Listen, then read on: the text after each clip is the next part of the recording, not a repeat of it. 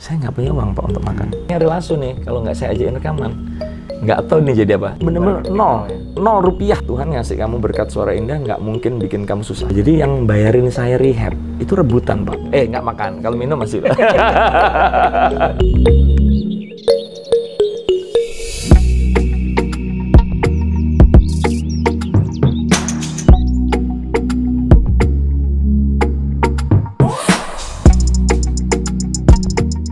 Luar biasa, saya baru dengar kalau cerita ini sih Mas Ari.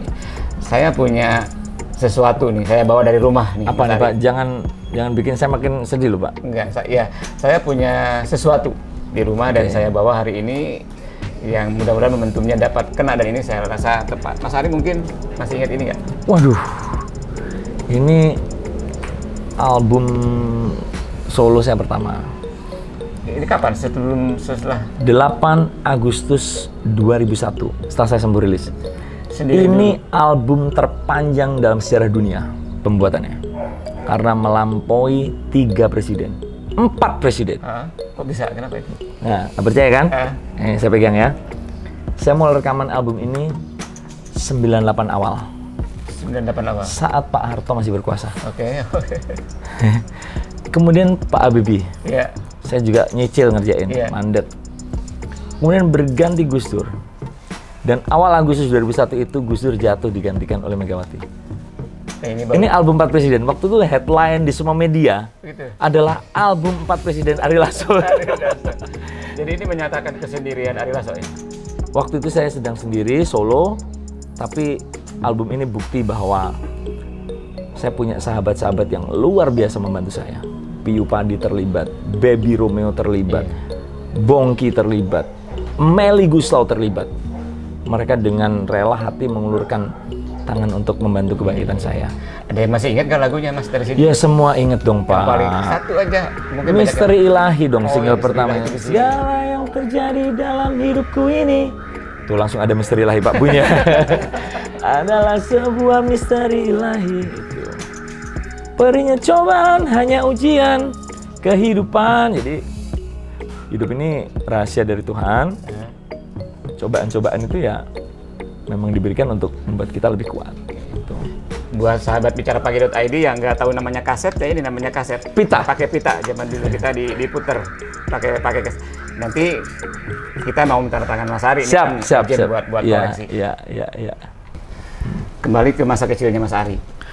Iya. Pak Tantan ini seperti ini wawancara terbaik saya dalam 5, 6, 7 tahun terakhir. Oh ya? Bener. Alhamdulillah, sebuah berkah buat kami Mas. Bener Pak, ya. karena kalau kita berbicara memang pakai hati, dari hati, dan kita tidak mau mengulik. Memang pengen belajar ya Pak ya. Masa belajar ya. Itu kalau wartawan sekarang tuh kita males Pak, ditanya bener.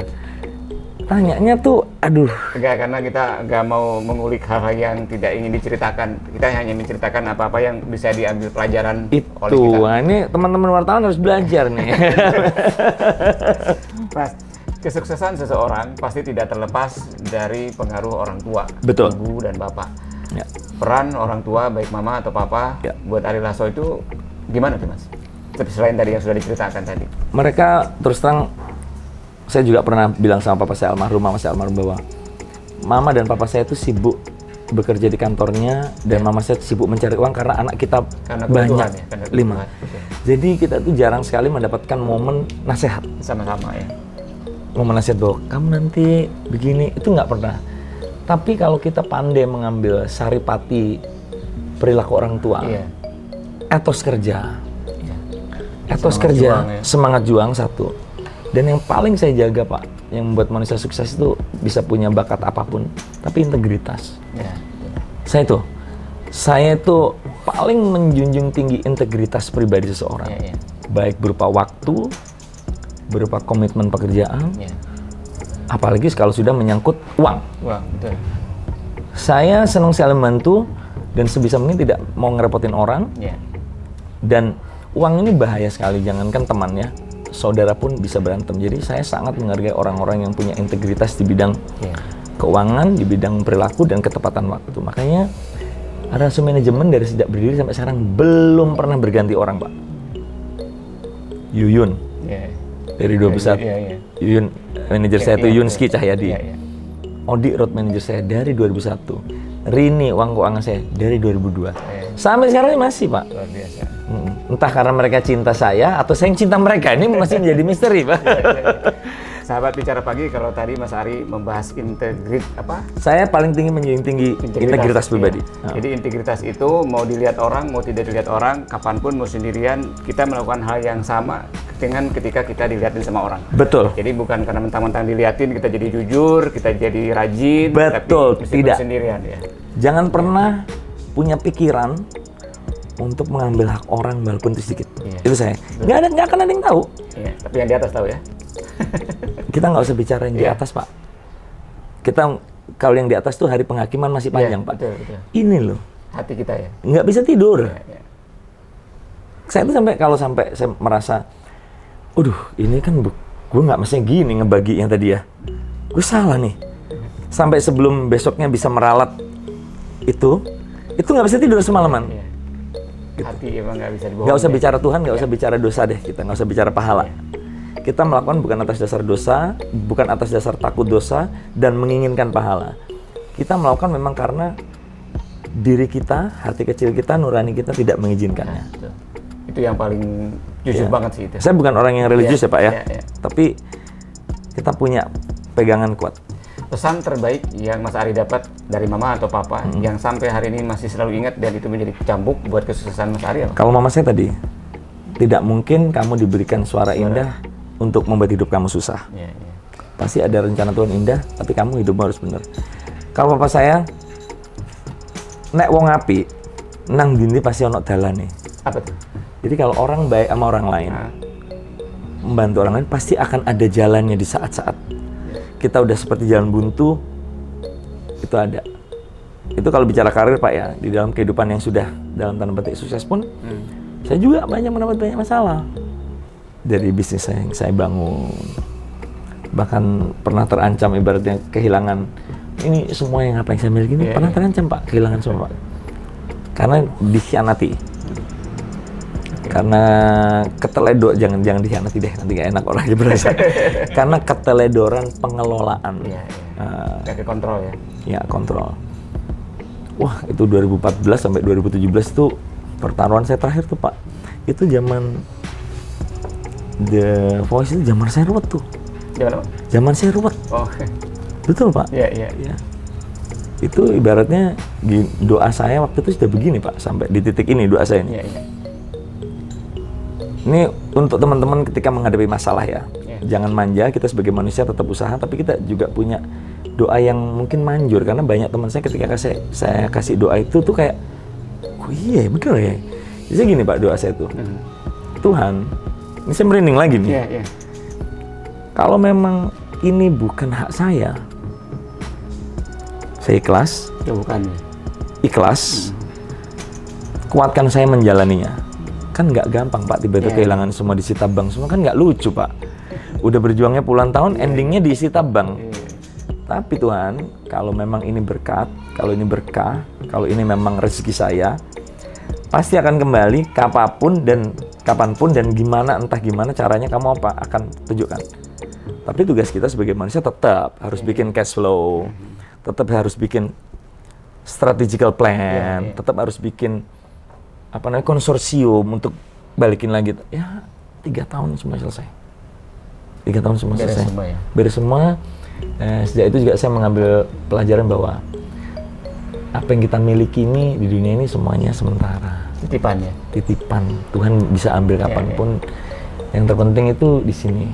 Kita happy menjalankan pekerjaan kita. Kalau kita happy, rezekinya itu pasti jadi berkah. Bikin yang makan itu sehat. Amin. Betul nggak Pak ya? Iya. Mas Ari juga sekarang kan seorang ternyata ayah. Lucu tapi dalam ya Pak? Dalam.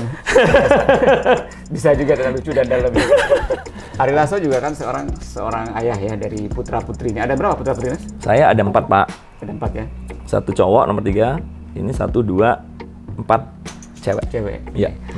Boleh berbagi sedikit ke kita versi Mas Ari, cara membangun komunikasi atau pendidikan yang ideal buat anak-anak itu gimana Mas? Oke. Versi Mas Ari, karena saya dengar ada salah satu formula yang juga biasa dijalankan oleh Mas Ari yang selalu mendampingi atau apa gitu, mungkin boleh cerita. Saya pernah dengar sepintas tapi Iya. Iya. Ini dalam hal ini mungkin yang banyak berjasa untuk dampingan anak pelajaran anak itu istri saya. Ya kalau dalam bidang sekolah. Iya. Karena saya nggak paham pelajaran anak zaman sekarang, susah ya Pak ya. Betul. Sama saya juga. Matematikanya kelas 2 SD aja udah susah. Iya, iya. Tapi kalau dari segi filosofi hidup, waktu saya juga tidak banyak, saya harus bekerja itu kan selalu keluar kota ya Pak, 2 hari. Jadi sebisa mungkin di antara kesempitan waktu itu kita manfaatkan untuk memasukkan pesan-pesan kehidupan dengan cara yang lebih lentur, tidak guruin, lewat cerita-cerita. Itu terjadi biasanya saat kita liburan Pak. Liburan, udah di pinggir kolam renang, udah deh mulai. Kan saya kan memang lucu, kalau kata orang lucu, gak tahu kata Pak Tantan ya. Iya lucu, makanya tadi saya tanya kan. Udah saya cerita aja tentang bagaimana dulu saya pindah ke Jakarta. Jadi nggak nasihatin, kamu harus berjuang, enggak. Ya. Papa tuh dulu ke Jakarta, di kantong papa ini cuma ada 18.000 guys, bayangin guys gitu. Jadi ketawa-tawa gitu. Jadi memposisikan mereka sebagai teman bicara. Hargai mereka ketika mereka punya pendapat. Karena setiap anak punya takdirnya masing-masing. Kita orang paling mengarahkan aja ya. Kita hanya kalau kamu jadi ini yang terbaik. Kalau jadi ini yang baik dan jujur. Kalau jadi ini, jadi orang ini yang punya harga diri dan gitu. Jadi ya meskipun mungkin saya secara emosional karena teenager tahu sendirilah.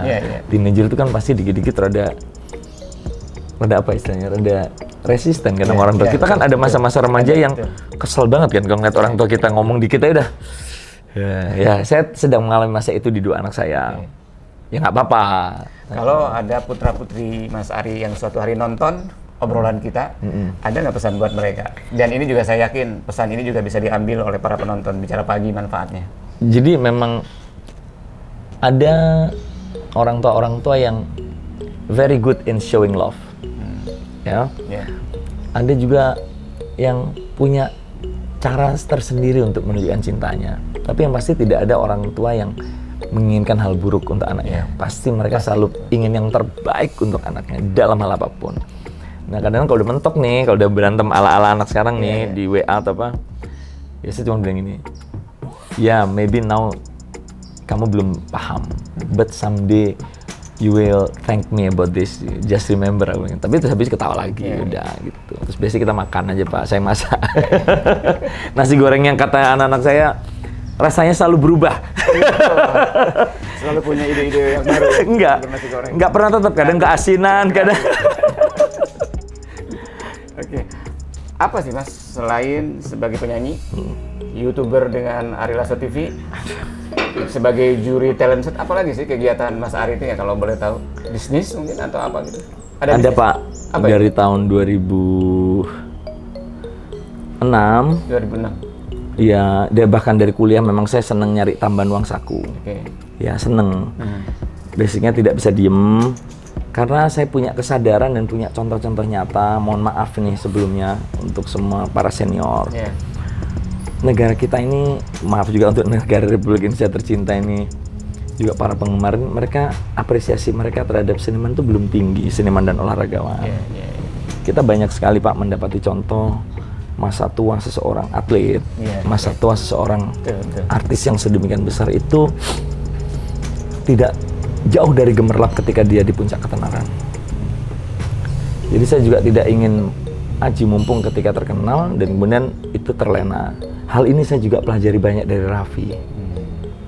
Dari seorang sahabat-sahabat juga gini. Ya, Raffi Ahmad ya? Yes, Raffi Ahmad is a very anak muda yang luar biasa. Aduh gila. Gila, itu selama pandemi saya banyak, itu guru saya. Guru saya. Ibaratnya gini, ada seorang teman yang kita hormati bilang gini. Iya, ini tapi dia bahasa Jawa, tapi saya terjemahin aja Pak ya. Iya kalau kamu legend di luar negeri, sampai kamu mati kaosnya dibeli orang, keluargamu dirawat, dibikinin museum. Legend di Indonesia nggak ada yang ngasih makan Pak. Habis ya udah habis itu ya. Saya mikir, iya ya, saya bikin kaos aja, kaos merchandise nggak terlalu laku, yang laku bajakannya. CD aja yang laku bajakannya Pak. Iya. orang maunya serba gratis karena memang level kehidupan masyarakat kita belum pada tahap menghargai dan apresiasi budaya bahwa itu semua harus dibayar dan bikinnya pakai hati dan jiwa. Jadi saya mulailah punya bisnis macam-macam. Apa salah satunya, Mas? Yang sampai sekarang? Ya. Saya tuh punya IO Pak, dari dulu saya seneng Pak. Oh, IO ya? Iya. Oh, oke. Saya tuh sempat, ini udah IO saya yang kedua. Ya hancur sih di masa pandemi ini. Tapi kayaknya bisnis kuliner juga katanya? Kalau bisnis kuliner itu benar-benar cita saya dari kecil Pak. Apa yang lagi dijalanin sekarang? Lah somai Pak. Lah somai? Ari Lasso nggak malu jualan somai. Somai? Somai. Somai apa kalau Ari Lasso jual? Nanti makan di tempat saya ya? Atau mau sekarang? Boleh nanti sebentar. Icipan ya. Boleh. Jadi maksudnya, gimana tuh? Pastinya juga kalau seorang Ari Lasso ya, sahabat bicara pagi, pasti somainya bukan somai sembarangan dan pasti bukan yang hanya satu gerobak dorongan mungkin. Gimana tuh? Jadi gini, waktu di masa pandemi itu udah 4 tahun saya langganan somai.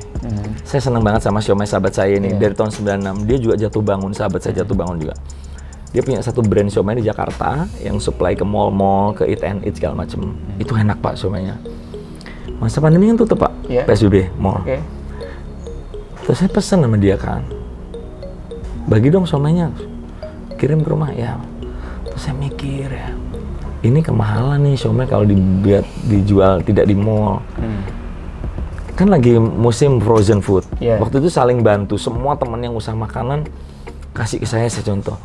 Kenapa gue nggak bikin ini gue bekuin ya? Udah dari Maret Pak sampai Juli itu Ari Lasso jadi tukang incip somai. Ini termasuk korban saya nih dia nih. Lah somai. Bikin yang harga 5 ribuan saya bilang gitu, satu biji. Dia sebelumnya jual 8.000 sampai 9.000. Somai Sultan zaman itu. Karena di mall, Pak. Tampilannya keren. Oke, gue coba. Itu percobaan dari Maret sampai Juli.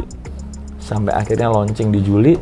Terus saya bilang gini dalam hati saya, kalau ini jalan ya, gue nggak mau orang-orang yang punya usaha ini di masa udah sulit ini, gue bebanin dengan modal usaha awal yang gede. Jangan sampai. Gimana caranya? Ya udah jual Instagram. Siapa yang jual ya? Pandemi pula Pak, susah ketemu orang. Ya udah saya kumpulin aja pemain band saya, kru, manajemen. Saya gelar di sini langsung saya suruh icipin. Oh, enak banget tuh. Mau nggak jualan? Kita keuntungannya pure 50-50. Saya yang promoin, saya yang gerakin teman-teman artis bantu. Kalian yang jual. Ibaratnya ini bisnis. Kamu daripada bengong, sambil gini balesin WA. Ini jualnya online ini? Online. Kali-kali jadi berkat, gitu. Ya, akhirnya jalan, Pak. Jadi orang kalau mau pesan ini di mana? Ada Instagramnya? Ada Instagramnya. Apa tuh? lasomai.arilasso. Lasomai.arilasso. Ini itu Instagram ininya ya, pusatnya ya. Tapi di seluruh Jakarta, bahkan di seluruh Pulau Jawa sudah ada, Pak. Ketik aja nanti Lasomai misalkan Surabaya gitu. Ketik aja Lasomai Surabaya, pasti akan keluar tuh yang jual. Delivery ya dia. Nah, delivery kita kirim pakai apa jasa aja. Jadi sekarang ternyata ini tuh memudahkan kita. Ya hasilnya bukan sebuah bisnis yang apa ya, yang spektakuler tapi cukup mengejutkan. Insya Allah berkah ya, banyak membantu. Iya. Sesama ya. Siapapun ya sebesar apapun saya pengen punya kontribusi. Ibaratnya gini Pak, saya tuh bisa loh merangkul ini dengan para penjual makanan profesional di Indonesia, seluruh Indonesia. Tapi nggak mau, saya pengen bangun ini dengan teman-teman dekat saya. Dengan teman-teman yang selama ini udah bantu saya di band segala macam. Tapi memang passion orang kan beda-beda. Ada juga beberapa yang sudah mengundurkan diri. Karena kan memang butuh skill ya Pak. Nanggepin netizen yang nanya doang kan kesana juga kadang udah nanya. Nggak jadi deh gitu. Luar biasa sih, saya kagum banget. Saya setiap hari Pak masih posting Lasomai. Masih menyempatkan bisnis seperti ini ya, somai ya. Ya kalau segala sesuatu tuh tidak ada yang datang langsung dengan besar. KFC kita tahu dulu kisah suksesnya juga seperti apa. Bakmi GM di Jakarta awalnya juga seperti apa. Betul Pak? Nggak ada, kecuali kita punya uang ratusan miliar ya. Kita langsung bikin outlet di seluruh Indonesia. Duit kita ini kan cita-cita mulia terbentur masalah dana kan Pak? Ya udah akhirnya. Luar biasa. Kita tuh bisa kayak punya KFC, pengen punya McD. Tapi kan dananya kan nggak ada nih, ya udah kita mulai. Ini juga nanti bisa aja sejauh itu besar. Amin Pak, amin. Dengan dukungan, ya ini saya juga pengen berterima kasih ke teman-teman artis. Mereka itu mulai dari Luna Maya, Melly Gusto, Isdalia Yunisara, Andre Taulani, Denny Cagur, Raffi Ahmad. Itu ketika saya kirimin, waduh itu cara promosi mereka kayak mereka di endorse ratusan juta. Gitu ya. Wah, ketulusan teman-teman artis. Saling support ya. Iya. Luar biasa ya. Raffi itu pernah borong somai saya. Iya. 25 juta dibagi ke seluruh orang. 25 juta, Pak. Satu mobil box. Sultan Andara ya. Sultan beneran. Jadi Andre beneran. Taulani 1 juta. Itu pun saya yang bayar, Pak. Nanti kita datangin ya. Dia udah, Mas lu jangan sebut-sebut gitu dong, kan malu gua dia bilang gitu. Tapi Raffi emang, saya pikir konten loh waktu itu. Ada ini Bang buat bagi. Mas, gua bayar, gua pesen 25 juta. Saya berangkat deh, Gim. Saya nyetir sendiri mobilnya, saya bikin konten sama saya.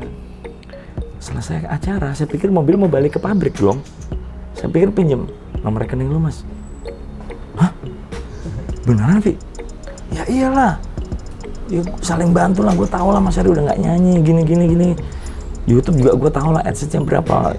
Gue support lah. Wah, Raffi hebat. The best, bener. Raffi. Iya. Luar biasa. 2 pertanyaan terakhir, Mas Ari. Mas Ari Lasso juga yang saya dengar kan kolektor berbagai hal berbau musik pastinya ya. Berbau Mungkin jadul. Nanti pengen lihat setelah Boleh. Kita kan punya apa aja Mas, nanti biar kita lihat ke dalam. Apa aja yang dikoleksi? Apa yang saya miliki ini tidak terlepas dari cita-cita masa kecil. Oke. Keinginan masa kecil. Yes. Iya. Cita-cita saya itu dulu punya rumah ukuran 120 sampai 150. Punya anak 2.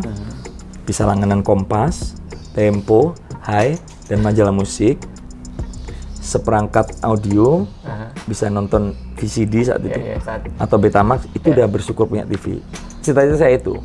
Jadi ketika Tuhan ngasih udah ribuan kali lipat, ya saya orang yang mensyukuri setiap hal yang saya miliki. Jadi sekarang koleksinya pun tidak tiba-tiba pengen koleksi mobil, tidak. Iya.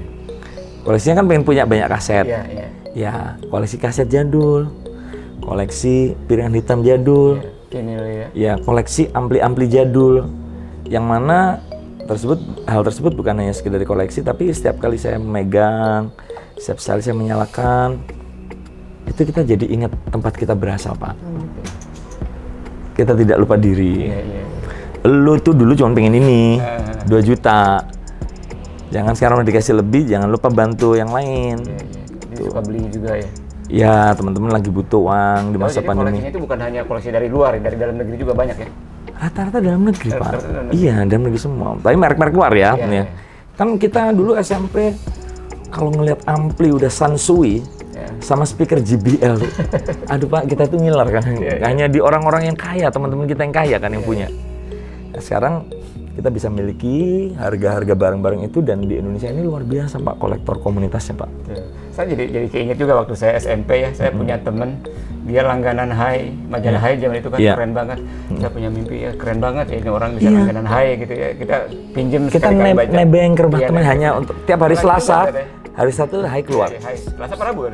Selasa Pak. Selasa, ya. Kalau nyampe di tempat Pak Saya Tantan mungkin Rabu. Iya. Kalau untuk kota besar Surabaya, Selasa. itu saya namanya Baskoro teman saya. Ini udah Selasa siang nih, dia udah pasti udah pegang Hai nih. Gua ke rumahnya gitu, nebeng baca gitu. Dan koleksinya saya dengar ada ruangan nih, ruangan khusus itu tempat bertapa atau apa ya? Tempat bertapa, tempat penyiksaannya tim Ari Lasso TV, tempat banyak hal dilahirkan dari situ. Wah, luar biasa ya. Mas, pertanyaan terakhir. Apa arti kata perjuangan tanpa lelah dengan kesuksesan menurut Ari Lasso? Kesuksesan tidak akan pernah bisa diraih tanpa perjuangan yang tak kenal lah. Memang ada kesuksesan yang tiba-tiba. Tapi seperti kata patah, easy come, easy go. Sesuatu yang kita dapat dengan mudah, itu biasanya juga akan lepas dengan mudah. Kalau kita memperjuangkan segala sesuatu dengan hati, dengan integritas, lagi-lagi integritas, Pak. Ketika kita mencapai puncak, kita akan sangat bersyukur. Pasti kita tidak lupa diri. Pasti. Kita akan selalu ingat tempat kita berasal. Kita akan selalu ingat orang-orang yang mensupport kita. Dan itu saya buktikan ketika saya jatuh, saya tidak bingung Pak nyari tempat minta tolong. Orang rebutan bantuin saya. Beneran. Orang rebutan bantuin saya. Tuh. Luar biasa. Mas Ari Lasso, terima kasih. Ini Sama-sama. pembicaraan yang saya seneng banget juga Pak. Iya, makasih banget luar biasa. dan mudah-mudahan apa yang sudah disampaikan oleh Mas Ari bisa diambil intisarinya oleh sahabat bicarapagi.id, dan mudah-mudahan bisa menjadi pelajaran hidup yang juga bisa dijalankan sebagai contoh untuk siapapun yang ingin meraih kesuksesan di dalam hidup. Sekali lagi terima kasih. Sama-sama Pak Tantan. Semoga makin sukses. Amin, amin. Sehat yang penting kita semua. Itu tadi yang paling utama sekarang. Mas Ari, mungkin sebelum ditutup ada yang mau disampaikan? Terima kasih Pak Tantan untuk waktu luar biasa. Saya senang banget juga apa yang saya pernah jalani. Mudah-mudahan berapapun jumlah yang nonton ada manfaatnya. Amin, amin. Karena sebaik-baik orang adalah orang yang punya manfaat untuk orang lain. Betul sekali. Itu memang kalau mau tontonan yang kurang bermanfaat tapi menghibur, bermanfaat juga pasti ya. Tonton Arilasa TV. Arilasa TV ya. Yang kurang menghibur tapi lucu, Taulani TV. Iya. Iya, makasih Mas Ari. Terima kasih Pak Tantan. Ini penghormatan buat saya Pak Tantan di sini. Sahabat bicarapagi.id, itulah obrolan saya dengan Ari Lasso. Jadi sekali lagi mohon subscribe Ari Lasso TV untuk hiburan dan bicarapagi.id untuk hal-hal inspiratif, inspirational stories dan lain-lainnya, sehingga sedari pagi kita bisa selalu mengisi pikiran kita, hati kita, energi kita dengan hal-hal yang positif. Say good morning to your mind.